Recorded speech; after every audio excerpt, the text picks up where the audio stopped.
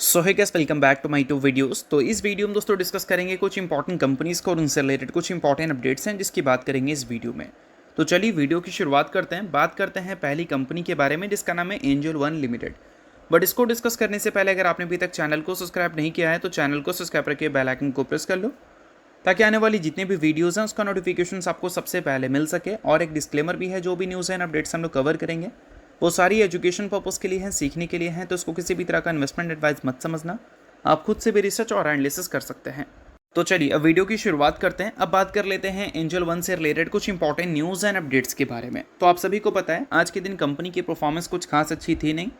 2% तक की गिरावट इस कंपनी के शेयर में हमें देखने को मिल गई।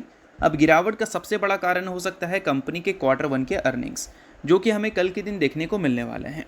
अब क्वार्टर वन के अर्निंग्स कल के दिन देखने को जो मिलेंगे उसमें मार्केट के एस्टिमेट क्या है उसकी बात तो हम लोग करेंगे ही, बट इस क्वार्टर वन के अर्निंग्स के साथ कंपनी हमें इस फाइनेंशियल ईयर का पहला इंटरिम डिविडेंड देती हुई भी नजर आएगी। अब कितना डिविडेंड होगा वो हमें कल के दिन बोर्ड मीटिंग के आउटकम में पता चल ही जाएगा। बट अभी सबसे इंपॉर्टेंट क्या है कि इस कंपनी के क्वार्टर वन के अर्निंग्स को लेकर बाजार की एस्टिमेट क्या है। तो देखो, पिछले क्वार्टर में जो कंपनी ने रेवेन्यू शो किया था उसमें ग्रोथ हमें 38% की देखने को मिली थी।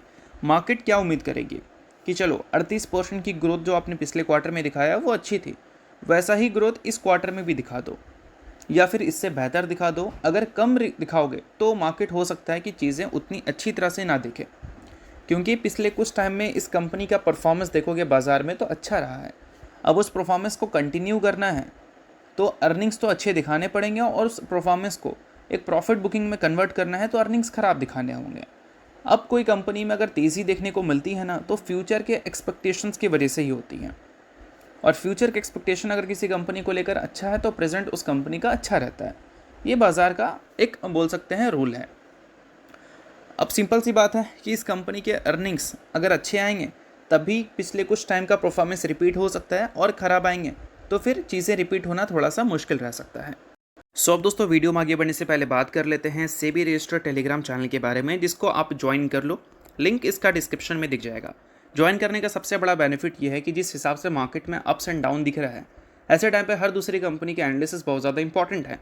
तो यहाँ पर आपको सभी कंपनी के टेक्निकल्स को एनालिसिस कर अपडेट होता हुआ देखने को मिल जाता है, जो कि हर किसी के लिए काफ़ी ज़्यादा यूज़फुल है।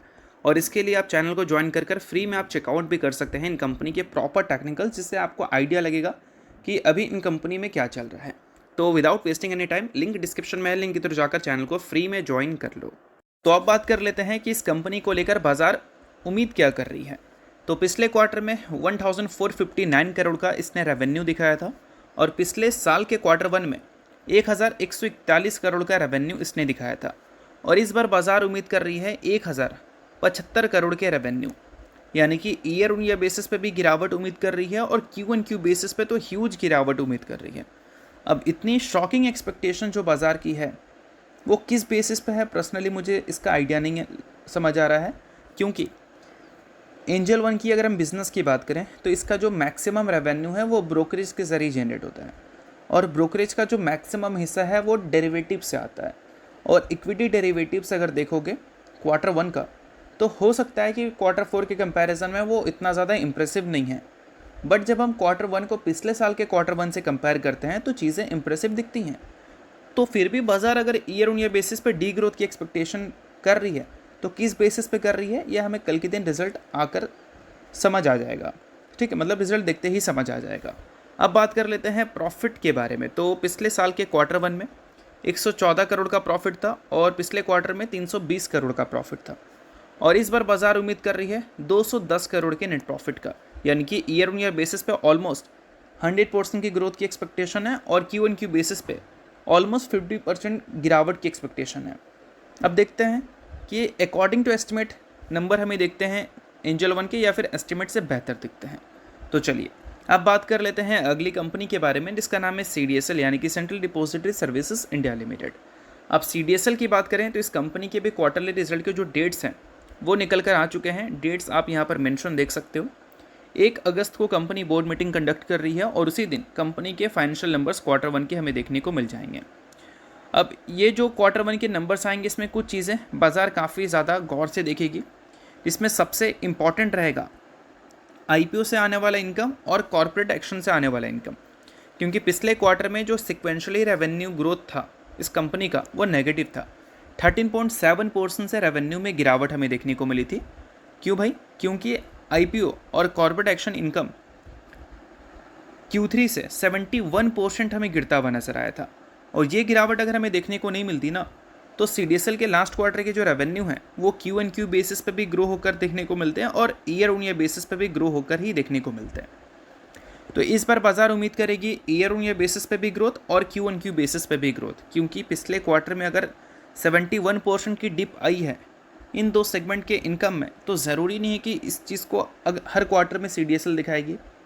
हो सकता है कि इस क्वार्टर में इसका कोई इम्पैक्ट हमें देखने को ना मिले और हो सकता है इसी वजह से CDSL के नंबर्स इस क्वार्टर 1 में हमें अच्छे देखने को मिल जाएं। और अगर ये दो सेगमेंट अगर अच्छा कर देता है ना, तो कंपनी के रेवेन्यू तो अच्छा करेंगे, बट साथ में कंपनी की EBITDA भी अच्छा करेंगे। पिछले क्वार्टर में सिक्वेंशली 27.6% से ये भी गिरा था और मार्जिन्स 52.9% से सीधा गिरकर 44.4% आ गए थे। और नेट प्रॉफिट में तो सीधा गिरावट हमें 40% तक की देखने को मिल गई थी। तो ये सारी चीज़ें अगर इस क्वार्टर में देखने को ना मिले तो फिर CDSL के नंबर्स इस बार हमें अच्छे देखने को मिल सकते हैं। ये चीज़ आपको ध्यान में रखना है। बाकी CDSL में जिस हिसाब की वॉलेटिलिटी है, ऐसे टाइम पे इस कंपनी के टेक्निकल्स को प्रॉपरली एनालिसिस कर देखो। और सेबी रेगुलेशंस के हिसाब से ये सारी चीज़ें तो अब हम आपको यूट्यूब पे प्रोवाइड नहीं कर पाते हैं, तो इस वजह से सेबी रजिस्टर्ड रिसर्च एनालिस्ट के टेलीग्राम चैनल को आप ज्वाइन कर सकते हैं, जिसका लिंक डिस्क्रिप्शन में दिख जाएगा। वहाँ पर CDSL के, एंजल वन के, ये सारी कंपनी के टेक्निकल्स प्रॉपर एनालिसिस के साथ अपडेटेड देखने को मिलते हैं, जिसको चेकआउट आप कर सकते हो, जिससे आपको क्लैरिटी मिलता है कि आने वाले कल में क्या एक्सपेक्ट किया जा सकता है। तो इसके लिए लिंक आपको डिस्क्रिप्शन में दिख जाएगा। लिंक के थ्रू जाकर चैनल को बिल्कुल फ्री में ही ज्वाइन आप कर सकते हैं। तो चलिए अब बात कर लेते हैं अगली कंपनी के बारे में, जिसका नाम है Bharat electronics limited. Bharat electronics से रिलेटेड आज के दिन एक बड़ी खबर हमें देखने को मिली है। खबर यह है कि 572 करोड़ का फ्रेश ऑर्डर कंपनी को मिला है। किस चीज़ के लिए भाई? डिफेंस सिस्टम के लिए, कम्युनिकेशन इक्विपमेंट्स के लिए और सर्विसेज के लिए। तो बेशक ये काफ़ी अच्छी खबर है, और ये खबर अच्छी इसलिए बन जाती है क्योंकि 2026 का जब फाइनेंशियल ईयर का एंड हुआ था तो 76,000 करोड़ का ऑर्डर बुक कंपनी ने रिपोर्ट किया था। और साथ में मैनेजमेंट ने ये भी बोला था कि 2027 के फाइनेंशियल ईयर में हम ऑर्डर इनफ्लो की उम्मीद कर रहे हैं 25,000 करोड़ से भी ज़्यादा का। और उसमें कंपनी ने QRSAM जो ऑर्डर्स थे उसको इंक्लूड नहीं किया था, और वो ऑर्डर कंपनी को मिल चुका है। तो इसका मतलब ये है कि अभी कंपनी की जो ऑर्डर बुक का साइज़ है वो ईजिली 1 लाख करोड़ के ऊपर निकल चुका है। और रेगुलर बेसिस पे जो कंपनी को 500, 600, 700 करोड़ के ऑर्डर्स मिलते हैं, उस बेसिस पे ये जो 25,000 करोड़ का नंबर है उसको कंपनी अचीव भी कर सकती है, क्योंकि अभी तो पहला क्वार्टर ही खत्म हुआ है, अभी 3 क्वार्टर पूरा बाकी है। तो इस वजह से ये सारी चीज़ें आने वाले कल में BL के ऑर्डर बुक में एक बड़ा धमाका कर सकती हैं और ऑर्डर बुक को बहुत ही ज़्यादा मजबूत कर सकती हैं। और ये कंपनी के जो वर्किंग कैपिटल नहीं, मतलब वर्किंग एग्जीक्यूशन डेज जो कंपनी का है वो बाकी डिफेंस कंपनी के कंपैरिजन में काफ़ी ज़्यादा कम है। तो इस वजह से जो कंपनी के बड़े ऑर्डर हैं इसको एग्जीक्यूट भी कंपनी काफ़ी फटाफट कर लेती है, जिस वजह से कंपनी के revenue and profit consistent double digit से हमें ग्रो होते हुए नज़र आते हैं। तो ये सारी चीज़ों को आप नोट डाउन कर सकते हैं अगर आप BEL के इन्वेस्टर हैं। बाकी नेक्स्ट कंपनी की बात करें तो नेक्स्ट कंपनी है पॉन्डी ऑक्साइड, जिसने हाल ही में स्टॉक स्प्लिट की अनाउंसमेंट की थी और अब कंपनी ने उसका रिकॉर्ड डेट सेट कर दिया है। रिकॉर्ड डेट है 21 जुलाई का और स्प्लिट का रेशियो है 2:5, यानी कि अभी कंपनी का फेस वैल्यू 5 रुपये का है। आफ्टर स्प्लिट फेस वैल्यू जो है वो 2 रुपये का हो जाएगा, यानी कि हर 2 शेयर के बदले कंपनी आपको 5 इक्विटी शेयर देगी स्प्लिट के तौर पर। तो अगर आप इस कंपनी के इन्वेस्टर हैं तो इस न्यूज़ को आप नोट कर सकते हैं, इन्वेस्टर नहीं आप इग्नोर कर सकते हैं। न्यूज़ थी इस वजह से मैंने बता दिया, बाकी ये किसी भी तरह का रिकमेंडेशन नहीं है। तो होप करता हूँ ये वीडियो आपको अच्छा लगा। वीडियो लाइक कीजिए, पहली बार सब्सक्राइब कीजिए। वीडियो के लिए बहुत बहुत शुक्रिया।